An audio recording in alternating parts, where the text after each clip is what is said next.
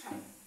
কচু শাকের জন্য তো কচু শাক আমি বাজার থেকে কিনে খোসা ছাড়িয়ে একদম সিদ্ধ করে রেখে দিয়েছি। কচু শাকের মধ্যে দেব ছোলা।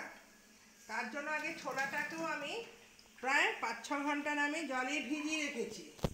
এবার ছোলাটাকে আমি এর মধ্যে দিয়ে দিলাম। ছোলা দিয়ে কচু শাক খেতে বেশি ভালো লাগে। আর না হলে ইলিশ মাছের মাথা। ইলিশ মাছের মাথা তো আর সবার ঘরে সম্ভব নয়। তা যেহেতু আমার ঘরে ছোলা আছে, আর ছোলা না থাকলে ছোলার ডাল দিও। এটাকে একটু সর্ষের তেলে রান্না করলে আরো বেশি ভালো হয়। আমি এটা সম্পূর্ণ সর্ষের তেলেই করবো। এটা আমার হালকা ভাজা হয়ে গেল।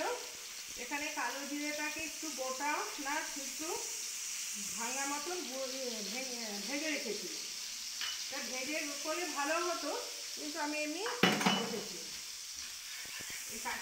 কাঁচা লঙ্কা বেটে দেওয়া যেত, কিন্তু যেহেতু খুব ঝাল হবে তার জন্য আমি দিয়ে দিচ্ছি গোটা। হয়ে উঠছে। কচু শাকের মধ্যে যতটা পারবে জলটাকে একদম রাখো। কচু শাক যত দিবে ততই জল বেরোবে, আর কচু শাক যত টানানো যাবে ততটাই টেস্ট হবে। আমি কচু শাকটাকে হাতের সাহায্যে করে দিলাম। এই দেখো, দেখেছো কীরকম জল। আর কচু শাকটা যদি না টানানো যায় খেতে কিন্তু একদমই ভালো লাগবে না। হবে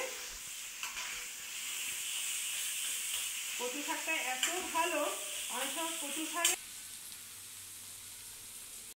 হলুদ দিয়েছি, নুন দিয়েছি, একটু টমেটোমের সস দিয়েছি। যদি গলা ধরে তা ভয়ের ছোটে টমেটোমের মধ্যে তো একটু তেঁতুলের পাল থাকে। আর দিয়ে দিচ্ছি একটু আখের গুড়। চিনির থেকে কিন্তু আখের গুড়টা বেশি ভালো লাগে। এইবার ভালো করে আমি এটার সাথে নুন হলুদ যে মশলাগুলো দিচ্ছি ভালো করে মিশিয়ে নিচ্ছি। দেখো কচু শাকের জল প্রায় টেনে গেছে। আর যেহেতু তেলটা বেশি দিয়েছি, কারণ এবার কি হচ্ছে, এটা যখন টেনে যাবে তার ওপর থেকে তেলটা ছেড়ে আসলে বুঝবো কচু শাকটা পারফেক্ট হয়ে গেছে। এবার ভালো করে মশলাগুলো মিশিয়ে দিচ্ছি।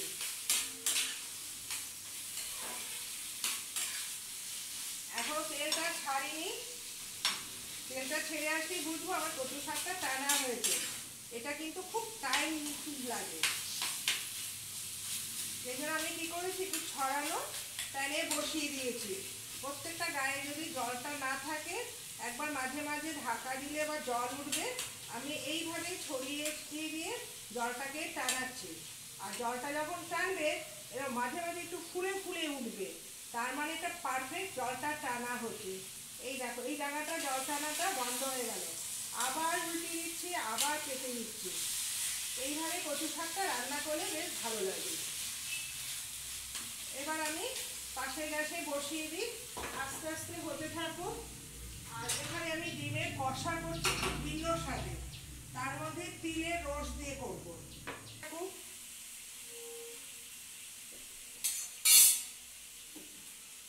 সর্ষে তেলে দিয়ে রান্না হবে। এখানে আমি আগে ডিমটাকে আগে ভাজবো না, যে আমি সিদ্ধ ডিমই ওপর দিয়ে দেবো। কিন্তু ভাজলে কি হচ্ছে, ডিমের যে টেস্টটা নষ্ট হয়ে যায়। প্রথমে আমি আদা পেঁয়াজ রসুন পেস্টটা এর মধ্যে দিয়ে দিলাম। এটা তেলের মধ্যেই থাকুক।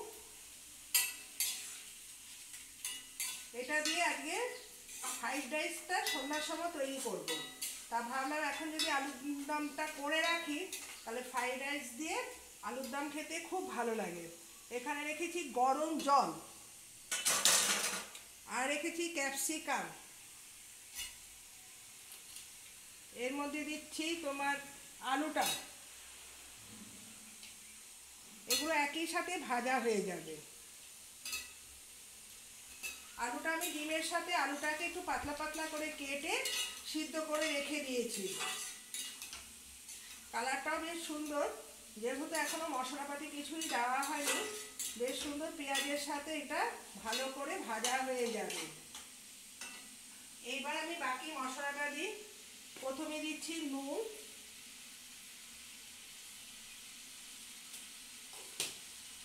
দেব হলুদ,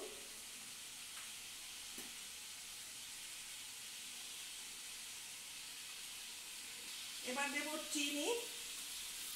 চিনিটা দেওয়া হয় কেন, কালারটা সুন্দর হওয়ার জন্য। আর একটু দেব সস।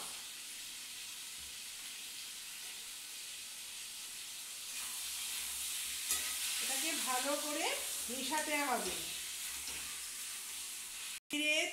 দিয়েছি, তিল দিয়েছি, আর দিয়েছি একটু ধনে আর একটু শুকনো লঙ্কা, একটু গরম করে নোড়াতে বেটে নিয়েছি।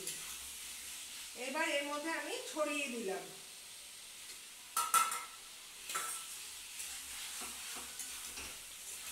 একটু সাদা সাদা কালার হবে, কারণ এটার মধ্যে যেহেতু তিল বাটাটা দেওয়া হয়েছে তার জন্য একটু কালারটা একটু সাদা সাদাই হবে, যেহেতু ফ্রাইড রাইস তো একদম লাল লালটা বেশি ভালো লাগে না।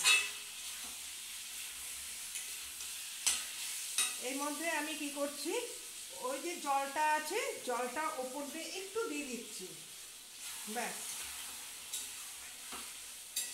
এটা কষানো হয়ে গেছে। এবার ওপর দিয়ে আমি কি করছি, এই যে ডিম সিদ্ধটা আমার দেওয়া আছে এর ওপর দিয়ে আমি সুন্দর করে সাজিয়ে দিয়ে দিলাম।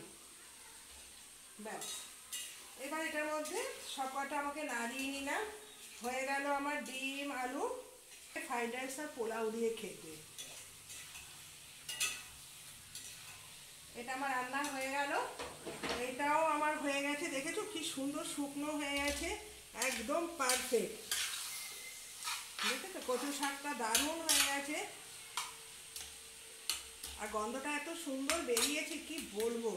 কচু শাক যখন বাজারে দেখি মনে হচ্ছে সেই পুরোনো দিনের কথাগুলো মনে পড়ে।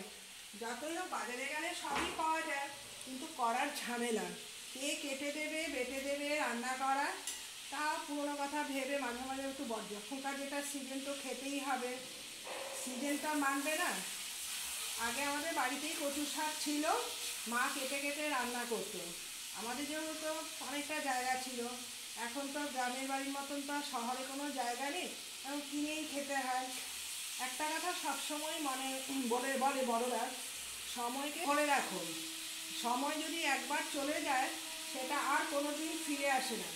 এখন ভাবলাম কথাটা ঠিক, টাকা থাকলে সব কিছুই করা। যখন একবার মানুষ টাকার জন্য ছোটে, আর যখন তোমার হাতে টাকা থাকবে তখন কোথা থেকে কোন বাধা আসবে তুমি নিজেই ধরতে পারবে না। অনেক মানুষের স্বপ্ন ছিল আমি একটু বাইরে ঘুরতে যাব, বাইরে একটু খাওয়া দাওয়া করব, বাইরে একটু মজা আনন্দ করব।